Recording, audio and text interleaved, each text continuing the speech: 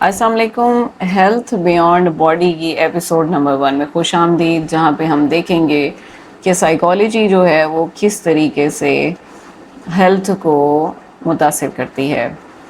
آپ نے کبھی یہ محسوس کیا ہے کہ اسٹریس اور انزائٹی کے دوران سب سے پہلا آرگن جو ڈسٹرب ہوتا ہے وہ ہمارا اسٹمک ہے.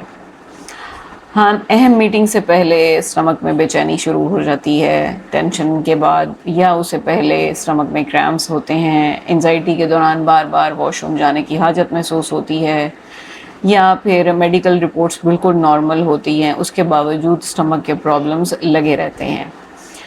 آج ہم بات کرنے جا رہے ہیں IBS یعنی اریٹیبل باؤل سنڈروم کی، اور انزائٹی کے اس گہرے تعلق کی جس کو وہ ماڈرن میڈیکل سائنسز برین گٹ کنیکشن کا نام دیتی ہے.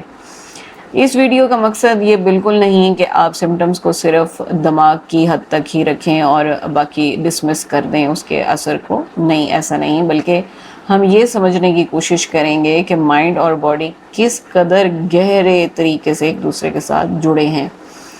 IBS یعنی اریٹیبل باؤل سنڈروم ایک فنکشنل ڈائجسٹو ڈس آرڈر ہے، یعنی ہمارے نظام انہضام کے کام کرنے میں کچھ خلل ہو جاتے ہیں، جس کی وجہ سے ہمیں کیا فیل ہوتا ہے، بلاٹنگ، گیس، ڈائریا، کانسٹیپیشن، یا پھر ابڈومینل پین ہو سکتا ہے، اسٹمک ڈسکمفرٹ کا شکار ہے، یا پھر باؤل ہیبٹس میں ڈسٹربنس ہو سکتی ہیں.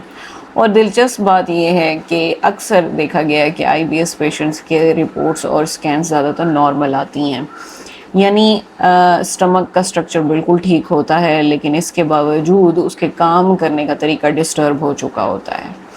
اور یہی وہ جگہ ہے جہاں پر بایو سائیکو سوشل ماڈل کی انڈرسٹینڈنگ بہت ریلیونٹ ہو جاتی ہے.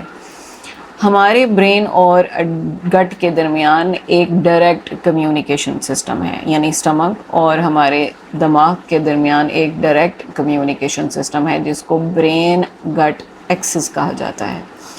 یعنی ہمارے نروس سسٹم کا، ہمارے ایموشنز کا، ہمارے سٹریس لیول کا ہمارے ڈائجسٹو سسٹم پر براہ راست اثر پڑتا ہے. جب انسان بہت زیادہ سٹریس میں رہنا شروع کر دے یا کانسٹنٹلی انزائٹی کا شکار رہتا ہو تو اس کا اعصابی نظام یعنی نروس سسٹم بچاؤ موڈ پر چلنے شروع ہو جاتا ہے، یعنی سروائیول موڈ پر. تو باڈی جو ہے وہ وقتی طور پر ڈائجیشن یعنی ہضم کرنے کے عمل کو کم ترجیح دیتی ہے اور باڈی کو بچانے میں زیادہ ترجیح دیتی ہے. کیوں؟ کیونکہ باڈی سروائیول پر فوکس کر رہی ہوتی ہے، ڈائجیشن پر نہیں کرتی. اس حالت میں گٹ بہت ہی سینسٹیو ہو جاتی ہے.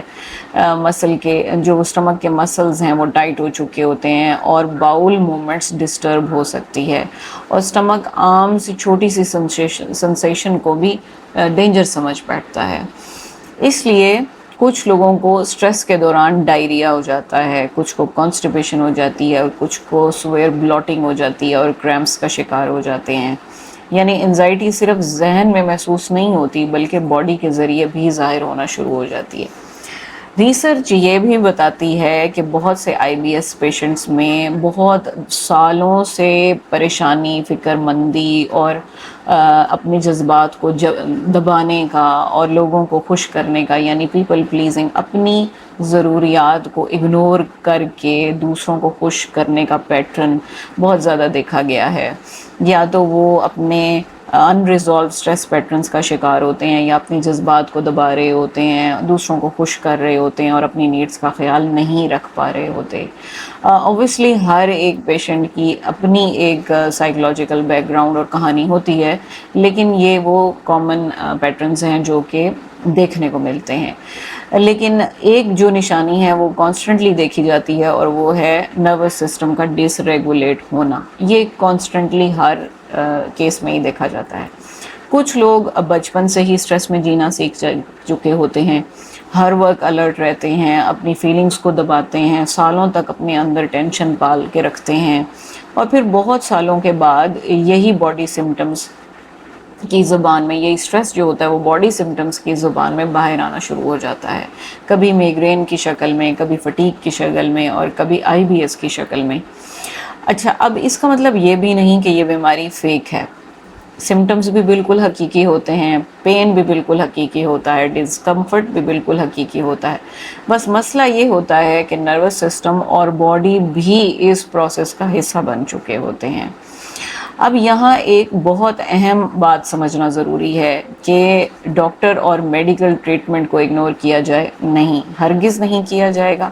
میڈیکل ایویلویشن اپنی جگہ بہت اہم ہے، ڈاکٹر کا کردار بہت اہم ہے، لیکن اس کے ساتھ ساتھ بایو سائیکو سوشل ماڈل ہمیں یہ سجیسٹ کرتا ہے کہ کچھ پیشنٹس میں ریکوری اس وقت بہتر انداز میں ہوتی ہے جب ٹریٹمنٹ کے ساتھ سٹریس مینجمنٹ پر کام کیا جائے، جذبات کو ریگولیٹ کیا جائے اور نروس سسٹم کو ریگولیٹ کرنے کے لیے ہیلنگ پر کام کیا جائے، یعنی میڈیسن اور سائیکالوجی کو ساتھ لے کر کمپلیمنٹری چلا جائے. آئی بی ایس پیشنٹس کے لیے مختلف چیزیں ہیلپ فل ہو سکتی ہیں، جیسے پراپر نیند کا لینا، اسٹریس کو ریڈیوس کرنے کے لیے مختلف تکنیک کا اپنانا، بہت مائنڈ فل ایٹنگ کرنا، بریدنگ ایکسرسائزز کرنا تاکہ نروس سسٹم ریگولیٹ ہو، اور ایموشنل اویئرنیس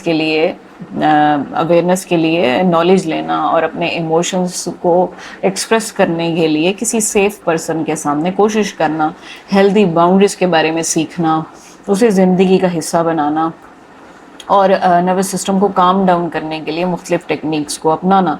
ہر ایک انسان کا نروس سسٹم چونکہ ڈفرینٹلی کام کر رہا ہوتا ہے، تو کچھ ٹیکنیک کسی ایک انسان کے لیے کام کرتی ہیں، کچھ دوسرے کے لیے، تو یہ انسان خود ہی اپنے لیے چوز کرتا ہے. اگر آئی بی ایس یا کرونک ڈائجسٹو ڈسکمفرٹ سے اسٹرگل کر رہے ہیں آپ، تو براہ کرم اپنے سمٹمس کو آپ لائٹلی مت لیں، اور ساتھ ہی یہ بھی سمجھیں کہ ہیلنگ صرف ٹیبلٹس تک محدود نہیں ہے. کبھی کبھی ہماری باڈی وہ کہانی سنا رہی ہوتی ہے جو ہم برسوں سے ایموشنلی اگنور کر رہے ہوتے ہیں. اور ہیلتھ بیونڈ باڈی کے اس سیگمنٹ کا مطلب ہی یہی ہے کہ انسان کو صرف میڈیکل رپورٹس کی نظر سے نہ دیکھا جائے، بلکہ ایک مکمل ہیومن بینگ کی طرح دیکھا جائے. اگر آپ چاہتے ہیں کہ ہم migraine, chronic diseases, autoimmune diseases, sleep patterns, fatigue, pain اور اسٹریس کے تعلق پر بھی بات کریں تو اس سیریز کے ساتھ جڑے رہیے گا، تاکہ ہم آنے والی ایپیسوڈز میں مزید اس اویئرنیس کے اوپر بات کر سکیں اور آپ اس سیریز سے بھرپور فائدہ اٹھا سکیں. Thank you.